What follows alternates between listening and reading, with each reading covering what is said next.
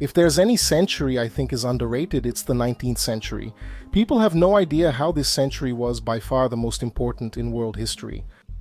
Many people think it was the 20th or the 21st century, and well, the 21st is still just beginning, but the 20th definitely wasn't, because it was a century of results, so to speak.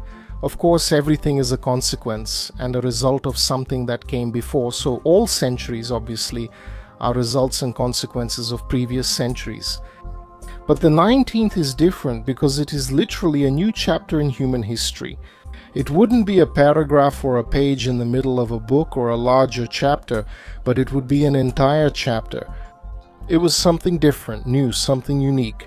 What happened in the 19th century was equivalent to at least 10 centuries in other periods, and few people understand the importance of that century.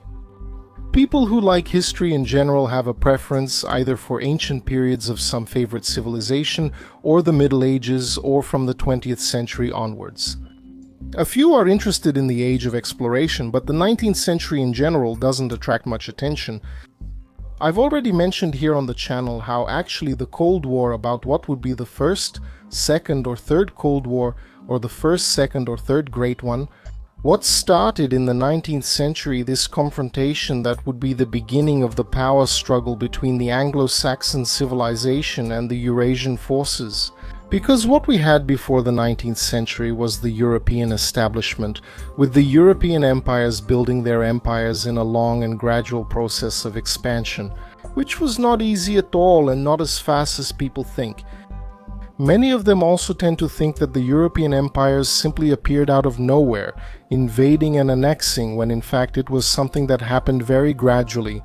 If you lived at that time, you wouldn't even notice this process of expansionism, because they simply weren't strong enough to do that. They had to start by nibbling around the edges. The Portuguese Empire, for example, was much more like a kind of economic confederation than an actual empire. The Portuguese always needed to make alliances with the local elites in order to maintain a presence in the region. Any fluctuation in this partnership, and they were thrown out until they found another partner in the region, as happened in Japan and India. An example that it was not a kind of maritime blitzkrieg or an expansionist wave can be seen in certain historical situations, such as for example in the case of Commodore Kanhoji Angri, who had a fleet of ships strong enough to face the Europeans in a single battle, managed to single-handedly defeat a combined force of Portuguese and English ships. Kavalan Panikar, who was a diplomat in India during the 1950s, is unfortunately little known, but he has by far one of the best books on the history of Asia. He explains how, far from European imperialism, it was a dominating and uncontrollable force. This not only took a long time to happen, but it was also not a passive event for the Asians. In some cases, some of the Indian princes and kings had corrupt English parliamentarians in their pockets, who passed laws that benefited the Indians in trade, or sent English soldiers to fight in wars against other rival Indian princes. One of them, Muhammad Ali, kept a kind of monthly allowance for 6 members of the English Parliament at the same time, and was even able to influence decisions of the British Empire and the powerful East India Company. European imperialism would only truly become successful when it became at that point an unstoppable force. Only from the second quarter of the 19th century onward, and because of technology, the fourth technological singularity, the Industrial Revolution, which changed the social nature of the planet so much that it put Europeans really centuries ahead of other countries. Even the conquest of the Americas is something quite exaggerated, especially the defeat of the Inca and Aztec empires. The way it's told, it seems like just 200 Spaniards with firearms scared the Incas and Aztecs with their superior technology, imitating magical powers of mystical beings or gods, which is not only false but quite stupid. The Aztecs and Incas were never intimidated by this supposedly superior firearm technology, especially since it wasn't even that superior at the time. Firearms weren't all that advanced yet. Several minutes would pass between one shot and another, which made all the difference. On the battlefield, basically, they would only fire one shot and then had to fight with swords anyway. The Spaniards were only successful because they managed to organize a coalition of local tribes who were dissatisfied with Aztec and Inca imperialism, which constantly demanded tributes, mainly people, to be sacrificed in religious rituals. The Spaniards simply organized the dissatisfied groups and won because, in that case, they actually outnumbered them. It wasn't anything as technologically shocking as it's described in schools, especially because both the Aztecs and the Incas were already in the third technological singularity, just like the Spaniards still were, which is different from the 19th century because here, yes, we saw clashes between civilizations of different singularities, fighting, and in these cases the numerical superiority of the natives was no longer enough to counter the power and technology of the Europeans. Whether it was the English, in present-day South Africa, in the Anglo-Zulu War, where, for example, in the Battle of Rorke's Drift, about 140 Englishmen defeated 4,000 Africans, or in the Opium War in China, or with the Americans forcing the opening of trade in Japan in the 19th century. Thanks to this uniqueness, the difference in power between Europeans and the United States compared to other nations would become clear. But this technological change didn't just affect war, but literally everything. Because when I talk about technological singularities, and there's a video here on the channel that I recommend you watch. To understand how these four technologies literally changed our perception of the universe, it's important to keep in mind that everything changed. It was a watershed moment, a temporal divider. And that's what makes it clear why the 19th century was so important, because we can divide the history of humanity into before and after the 19th century. The volume of human transition was also without any equivalent. In California, for example, after the discovery of gold in 1849, the population of California was 100,000 people, and by 1852 it had already jumped to 500,000 people. Countries like Brazil, Argentina, and the United States, which historically had few people until then, entered the 19th century with a pathetically small population, but entered the 20th century with populations that were already huge, or at least significant. The immigration networks would create nations whose demographic base would be made up of people from civilizations that, at any other time, would never have met. The United States would become the epicenter of Latin Americans, Europeans, and Asians in the western United States. Chinese labor would build the infrastructure that would make it possible to live in that region, which until then was practically uninhabitable. In 1849, there were 76 Chinese people in California. By the end of 1850, there were 4,000. In 1852, 20,000. And by around 1876, there were already 111,000 Chinese people. That is 25% of all non-native inhabitants of the state. Brazil would also follow this path, but a little later, at the beginning of the 20th century. At any other time, it would be unthinkable to create a nation with Japanese, Italian, and German labor. For example, if you from Rio de Janeiro sent a message to Paris in 1801, that message would take, on average, 60 days to reach the recipient. But in 1899, a message sent from Rio de Janeiro to Tokyo, Japan, much farther than Paris, France, would already take between 10 to 15 minutes thanks to the invention of the telegraph. And even if it was a person traveling, the trip from Rio de Janeiro to Paris, which took 60 days in 1801, would be reduced to 20 days by 1891. Explaining to an average educated man in 1801 that humans could one day fly would be seen as either impossible or witchcraft. But by 1899, not only would this average educated man know that this is possible, but on top of that, he would readily accept that one day it would even be impossible to go to the moon. Because in 1899, the laws of physics as we know them today had already been almost entirely established, like aerodynamics, thermodynamics, and so on. In 1801, it would have been impossible to imagine a land vehicle faster than horses. But in 1899, the car was already coming into full operation. The same applies to the theory of evolution and knowledge of geology. If you took that average educated man from 1801 and brought him to 1899, he wouldn't understand anything about that world. But an average educated man from 1899, if brought to 1999, would be able to adapt in just a few days. Because basically the technologies and mechanisms of the 20th century are nothing more than the practical execution of theories that already existed in the 19th century. A science fiction reader from 1899 would already know about the concepts of weapons, lasers, time travel, space travel, telecommunications, means of transportation, flying vehicles, and so on. On the maps from 1800, there were a number of empty spaces because those were still unknown and unexplored territories. But by 1899, the maps were all filled in, wherever you looked.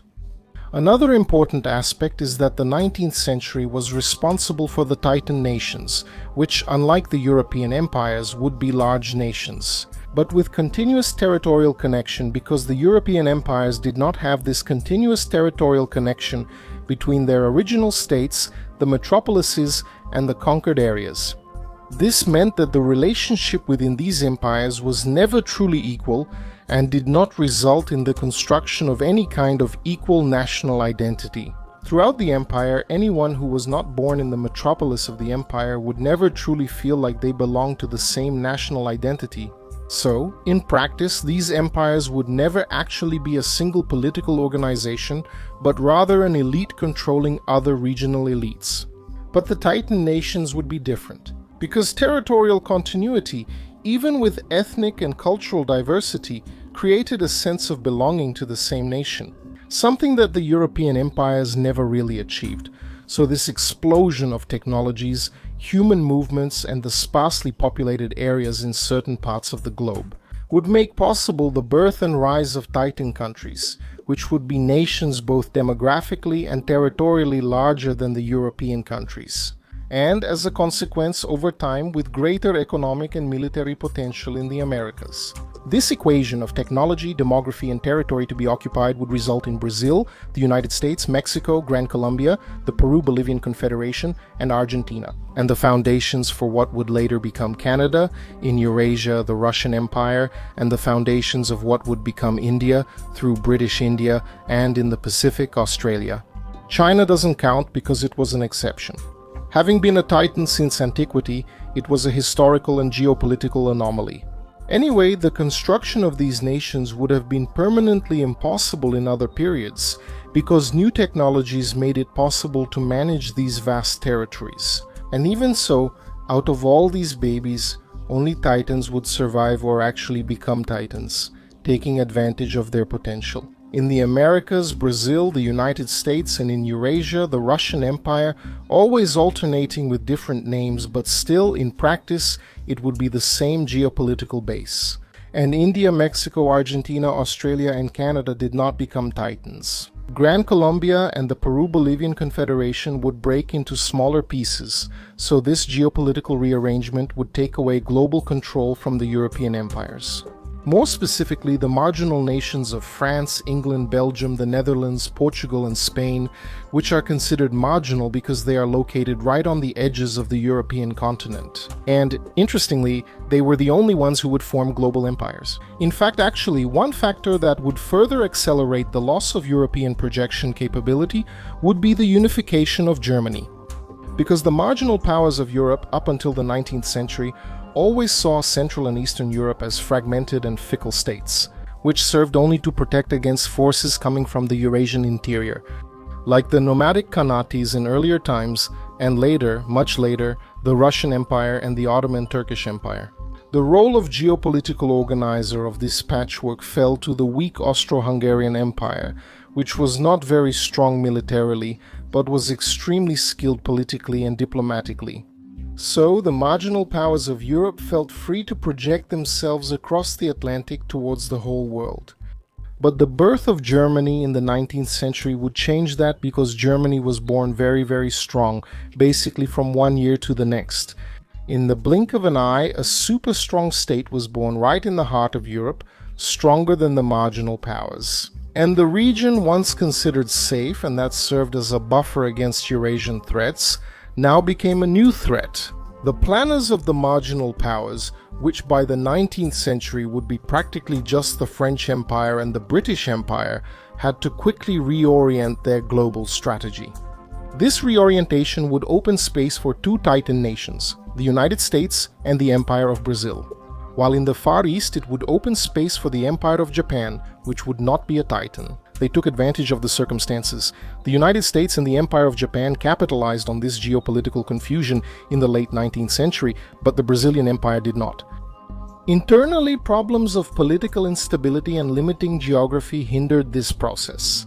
And externally, the old Brazilian obsession with having to stay aligned with some European nation limited Brazil's ambitions to project itself as an empire, or to establish itself as a titan. In fact, ironically, at the very height of European power, thanks to the fourth technological singularity, the Industrial Revolution, the forces that would dilute the European era were born. Because in the 1890s, for the first time, a European empire was defeated in an offensive war orchestrated by a non-European nation, the United States. In 1905, for the first time, a European empire, the Russian Empire, would be defeated by a force that wasn't even Western, the Empire of Japan.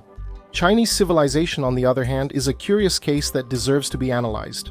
Apart from that, because it has always been a titan, as I mentioned a little while ago, even in periods when technology didn't allow for the management of very large territories.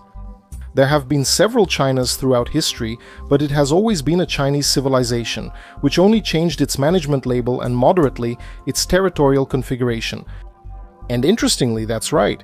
It had to remodel its 2,000 years of geopolitical thinking in the 19th century, when, starting with the Opium War, it went through a huge succession of misfortunes, which would only end in the 1970s. The 19th century should be seen as an era of planetary remodeling. What happened in just 100 years from 1800 to 1900 was as if it were 10 centuries from other periods. Indeed, there is no parallel for so much change in so little time, and as would be expected, in the midst of so many unprecedented changes, lost people would turn to the occult. It's no wonder that in the 19th century we had an explosion of sects, esoteric doctrines, mysticism, and secret societies. When we talk about secret societies, it's important to keep in mind that there are basically two types, religious and political. The political ones are those that try to orchestrate something behind the scenes, to interfere in matters of government, economy, or the state. The religious ones are those that practice some religion or esotericism that is banned in their country of origin. And we use the term secret societies because their membership and activities were restricted, since in most cases they're not actually that secret. And the 19th century is one of the best periods to study them. In China, the Society of Righteous and Harmonious Fists, who led an uprising known as the Boxer Rebellion, or even the Society of the Great Swords, or then the Gelahui, the most famous of all the Chinese triads. Actually, the history of China is rich in secret societies since ancient times. In Japan, there were the Genyosha and the Black Dragon Society, which interestingly were connected to the government of the Empire of Japan. And they were, let's say, arms for carrying out espionage outside the country, as well as clandestine missions abroad. Basically, they did what we see Iran doing today with militias in the Middle East. But in the Far East, East and Southeast Asia, although they also operated in the United States, Africa, and South America. By the way, this Japanese secret society would inspire the German general Karl Haushofer to create a similar secret society called the Green Dragon in Nazi Germany. Several decades later, in the West, many of these organizations would still cause a huge mess, mixing mysticism and religion with anthropology and geopolitics. The study of these societies is interesting, because in times of turmoil and doubt, when there are no answers that bring comfort, people tend to look for answers in the occult and in esotericism, which opens the door for opportunists and manipulators. So it's no wonder there was an explosion of this kind of situation in the 19th century. Thank you all, I hope you enjoyed it. Don't forget to share the video with everyone you know to help the channel keep growing. Your support is very, very important. Hugs and see you in the next video.